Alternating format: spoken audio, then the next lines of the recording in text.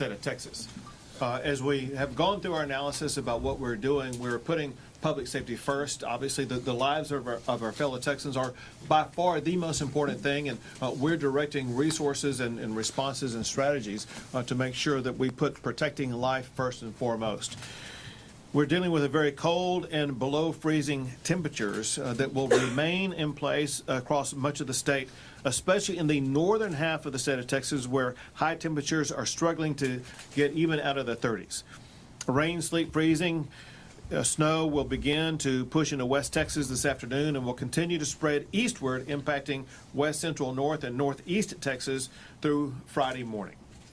Potentially significant road impacts in the form of snow, ice, and accumulations may occur from West Texas through the Big Country, Concho Valley, and northern Hill Country. Higher snowfall amounts are forecast to occur around the Dallas-Fort Worth area and over much of northeast Texas. In addition to the wintry precipitation, central, southeast, and south Texas may get some rain, which may lead to flash flooding in certain coastal communities. Importantly for the safety of our fellow Texans are warming centers. As of this morning, more than 345 warming centers have been opened by local officials across the state. These warming center locations can be found at tdem.texas.gov/warm. The public is encouraged to call 211 or visit 211texas.org and monitor local media outlets for their closest warming center. So to help Texas stay safe and warm, I've deployed emergency response resources from more than a dozen agencies across the state of Texas to help our fellow Texans. One of them involves, obviously, the Public Utilities Commission. One thing we want to make sure, and that is we maintain power throughout this winter episode. The good news is you will hear more from both ERCOT and Public Utilities Commission officials, and that is the power grid looks in a very, very strong situation. What we have to deal with is not so much whether or not there's going to be power on the power grid to power the entire state of Texas, but local impacts because of freezing rain on power lines that could cause down power lines or could cause trees or tree limbs and things like that to fall to cause a power line to go down. The point is this, if there is a loss of power, it's not going to be because of the power grid. It's going to be because of some impact on a local power line that your local power provider is going to be responsible for addressing. So it's important at this time to make sure you have all the contact information that you need, whether it be by phone, by texting, by website, whatever the case may be, that you're going to be able to contact your local power provider to make sure, for one, you can learn about the situation, but for another, you can report that your power is down, you need to get it set back up. A very important agency in times like this is the Texas Department of Transportation. They have over 2,000 employees already deployed, treating roads and bridges and overpasses. Crews are out again today, treating roadways. We want to make sure that we're doing everything possible to make our roadways as safe as possible. And I cannot emphasize enough to my fellow Texans, listen, we're not used to driving on ice and snow. We're not used to driving in conditions like this. Be careful, be cautious, make sure that you're protecting your own life. If you do get out on the road, drive safely. If you don't need to be out on the road, if you're one of the parts of the state that's going to have icy roads, stay home for the next day or so, or do so in ways that you're not going to be driving in dangerous conditions. TxDOT is working 24/7. 16 roads have been impacted as of 8 o'clock this morning, primarily in northwest Texas. TxDOT is coordinating with state partners as well as local partners to provide additional support on major highways and corridors. The Texas National Guard has been heavily involved. They have activated hundreds of National Guard personnel and equipment in support of winter weather operations. Resources are staged across areas of concern. Responders are stocked with water, ready-to-eat meals and blankets, and are prepared to transport stranded motorists to nearby warming stations. We also have the Texas A&M Forest Service actively involved. That they're providing saw crews, motor graders, and personnel to assist with clearing ice and snow. The Texas Railroad Commission has been involved. This is very important to make sure we're going to have all the natural gas supplies to provide the power generation that we need. And the Railroad Commission has been in contact with all the providers of that, making sure that the plentiful natural gas supplies that will be needed are going to be available. The Texas Department of Public Safety is providing extensive number of highway patrol troopers to patrol roadways and assist motorists in all of the affected regions. The Texas Parks and Wildlife Department, they have deployed game wardens to support local law enforcement, as well as provide high-profile vehicles to assist stranded motorists, and are using drones to be able to better observe the area to make sure that they're able to fully monitor to determine if there's anybody in a distressed situation. And Texans can find warming centers open and operated by local officials at tdem.texas.gov/warm and check out road conditions at drivetexas.org. I want to express my gratitude for all of the emergency first responders who are engaged at the state and local level at this time. Your role, your service is more critical now than almost any other time as we work collaboratively to protect our fellow Texans. And I also want to thank everybody involved in emergency response. You can see behind me there are people here. This operations center is working 24/7, but not just here, but as well as across the state of Texas to make sure that the needs of our fellow Texans are going to be fully met at this time. Where do you go to next? You? I'll take it. There you go. Yep. Thank you. Yep. Thank you, Governor. And listen, thank you all for being here with us today and helping us get this message out. I have 4 points that I'd like to address. The first one is I need your help in making sure the public stays weather aware. The models for this particular storm have been varied as how much rain and how much ice and how much snow we're going to get and what the temperatures will be. What the meteorologists tell us is just 1 or 2 degrees in temperature difference and height of that temperature could mean the difference between no snow or up to 10 to 12 inches of snow. So really need your help making sure our public is weather aware. Stay tuned to the media. Make sure that they've charged their phones and that they're getting accurate information. The second is we know people are going to be traveling, and stranded motorists is probably my biggest concern right now is people getting out on the roads, because we'll see temperatures warm up above freezing during the day, and then any moisture that's on the ground is going to refreeze at night. And the roads can be very treacherous if you can't see where you're driving. So if you're going to be out on the road, know that we have the Department of Public Safety. Our military department will be out. Parks and Wildlife game wardens will be out. The A&M Forest Service will have courtesy crews out, and as well as our TDEM folks. They're going to have food and water and blankets, and will be able to take you to a warming center. Now, our local partners have already opened over 340 warming centers. As the governor mentioned, you can find those locations on the website there. The warming centers, additional ones will be opened. And then really the fourth thing I want to mention is if people are out driving, you're going to hear in a minute that the grid conditions are fine. They're perfect. We're not going to have any problem with that. But ice on trees, ice on power lines, or somebody losing control and hitting a power pole could make you lose power at your house. I want you to also make sure that you have blankets at your house, that you have enough food, that you have enough water, and that you know the number to your local power company so that you can get information from them about when your power may be back on. We see this every year whenever it gets cold and people lose power or they try to find additional ways to stay warm. We have carbon monoxide poisonings and deaths, and those are preventable injuries. And so I need your help in getting those top safety recommendations out for people to avoid carbon monoxide poisoning and death. That's all I have, Governor. Very good. Where do we go to? Let's go to TxDOT next. Okay. Well, thank you. So TxDOT crews have been out pre-treating roadways across the state since Friday afternoon, peaking yesterday at about 2,100 employees out pre-treating the roadways.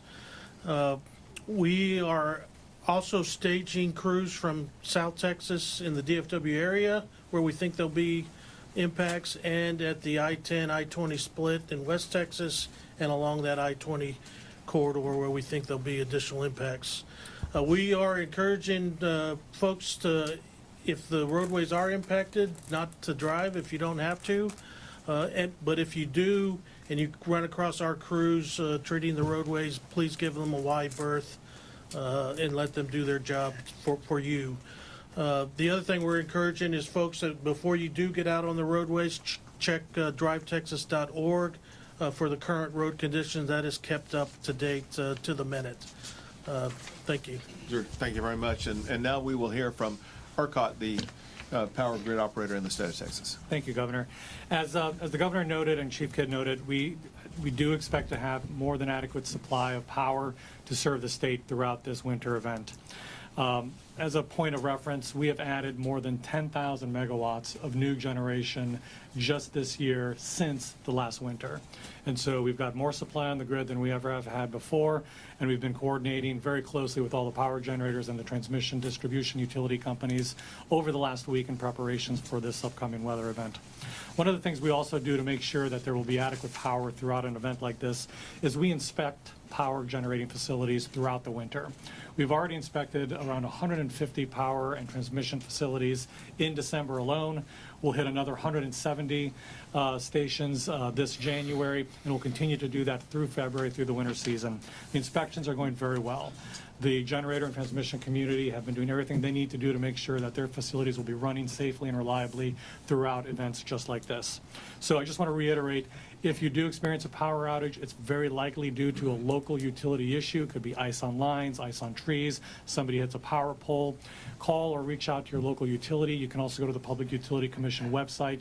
They track outages there and can give you good information as to what's going on. So thank you, Governor. Thank you very much. And now the chair of the Texas Public Utilities Commission. Thank you, Governor. So as the Governor said, I think my overarching message today is the grid is well positioned to perform during this winter weather event. The work that has been done over the past 4 years has really made a difference to help ensure that. Over the last week and throughout really the whole winter, the generating community, the transmission distribution community has done all the work necessary to weatherize and winterize all of their facilities.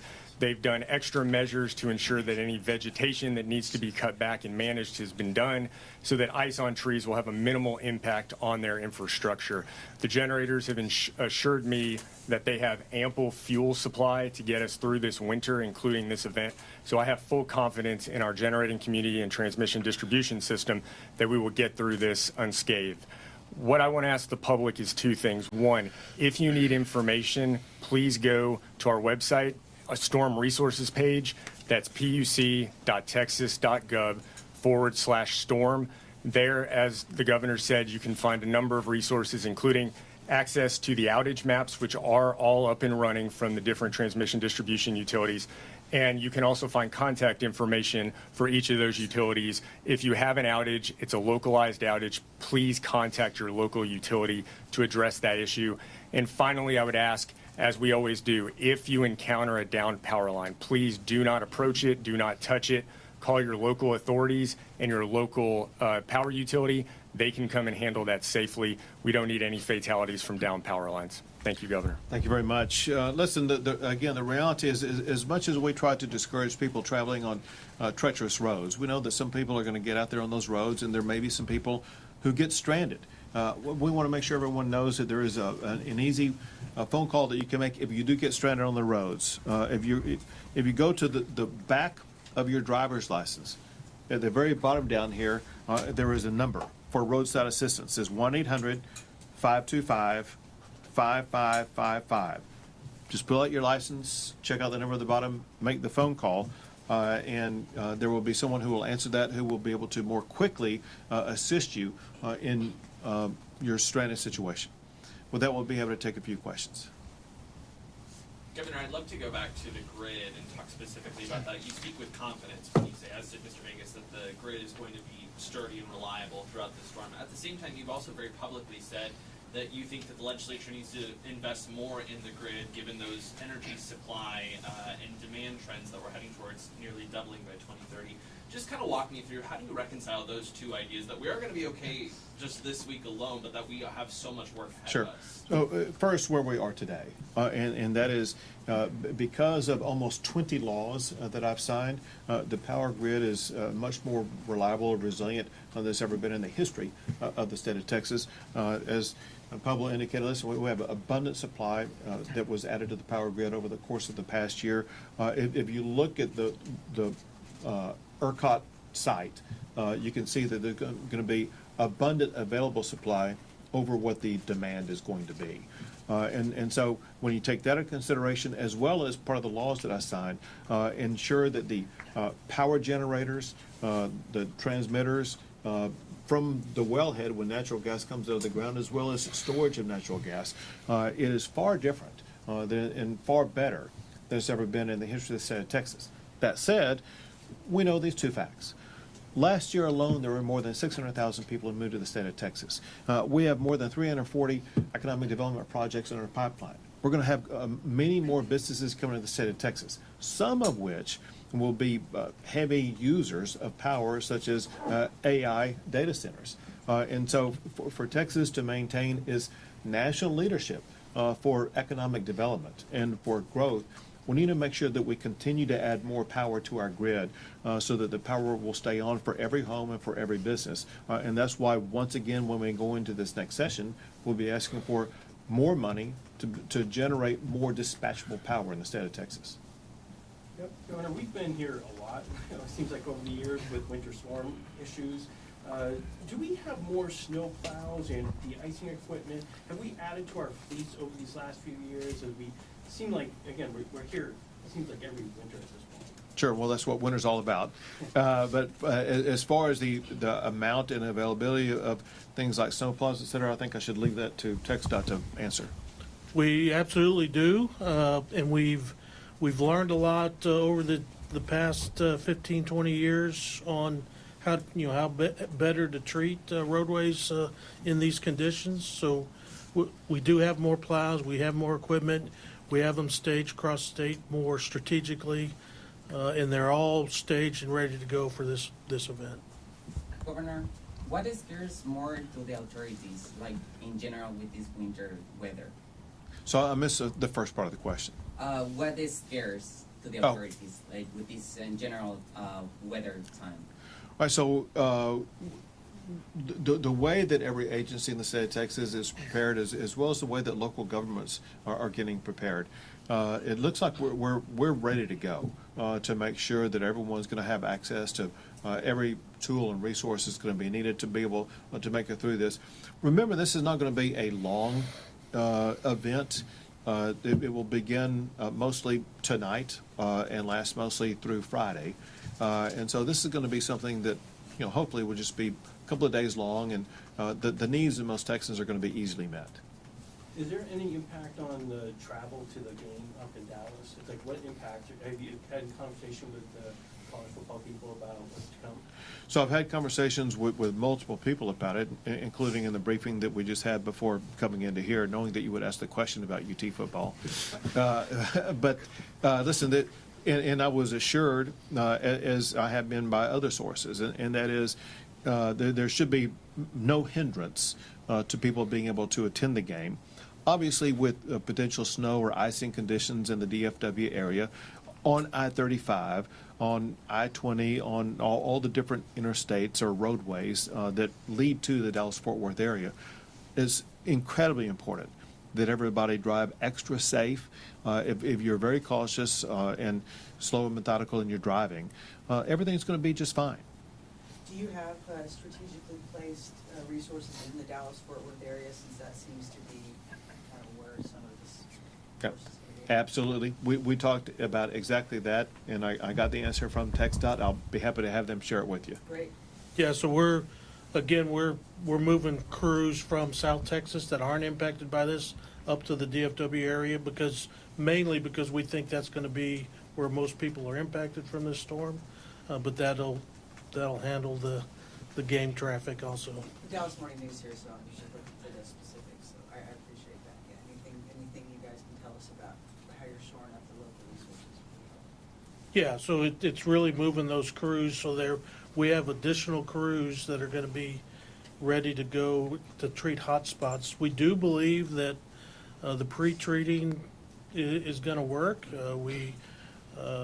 But if there is some accumulation, that pre-treating also helps us get the ice removed from the roadways easier. So we're fully prepared for this event, and again, those resources from South Texas are going to really help us in the DFW area. Two more Can you talk a questions, little bit about folks. that pre-treating? I know, I think Monday evening, I-35 in downtown Austin was being treated. Can you talk a little bit about how that works and sort of the strategy about that?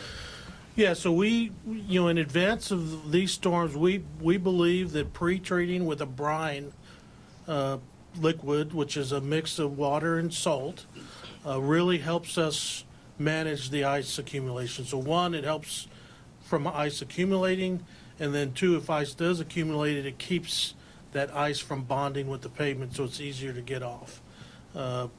We've pre-treated all of what we call Tier 1, Tier 2, and Tier 3 roadways in these impacted areas. We will be prepared to treat hot spots as they come up during the event, but we've found that the pre-treating really proves successful in these type of events. One more question, folks. I want to add something real Go quick. ahead. So, and I appreciate both of y'all's questions. Listen, there's three key factors in how this is going to play out. The first is the weather. None of us can control how that's going to happen. And as I mentioned earlier, the meteorologists from the National Weather Service are saying 1 to 2 degree in temperature change at different elevations can mean the difference between a little bit of moisture and a whole lot of moisture on the ground. We cannot control that. I need your help in getting the message to the public about if they're going to be out and travel, or if they have ice on their sidewalks, getting out and just walking around, that can be very dangerous. Make sure we get that message to the public. And then the third thing that we can control is what the state agencies are doing. And the agencies are ready. We have all of our resources focused from the I-10-20 split, running up I-20 all the way out through Texarkana, because that's where the current forecast shows our biggest threat. So those three conditions, one we can't control, the second one I need your help in getting that message out, and the third one we're ready. Can I ask about vegetation? You guys spoke about that. You know, Right. a couple of years ago, we were right in this room when Austin had that huge ice storm, and it was all essentially because of tree limbs that had fallen on those power lines. Talk to me a little bit about the changes that have been made statewide as far as making sure our vegetation stays in good shape to make sure that that doesn't happen again. So what happened in prior events, whether it be the winter storm in Austin and the surrounding area, or what happened in the aftermath of Hurricane Beryl over in the Center Point service area, completely unacceptable. Because of those situations where people lost power, because of the failure of local power companies to remove that vegetation, we've ensured, well, let's say, put it this way, we put extraordinary pressure on all of these power providers to make sure that they remove the vegetation that could cause power lines to come down. Encore, which is responsible for a lot of the North Texas area that will be mostly impacted by this winter storm, has been very aggressive over the past week or two in advance of this storm to make sure they are redoubling their efforts to remove vegetation in the area to minimize the cause of down power lines, which often comes from that vegetation. But this is something that we are currently in an ongoing way putting pressure on all of these local power providers, because what happened at Hurricane Beryl, completely unacceptable. What happened in Austin, completely unacceptable.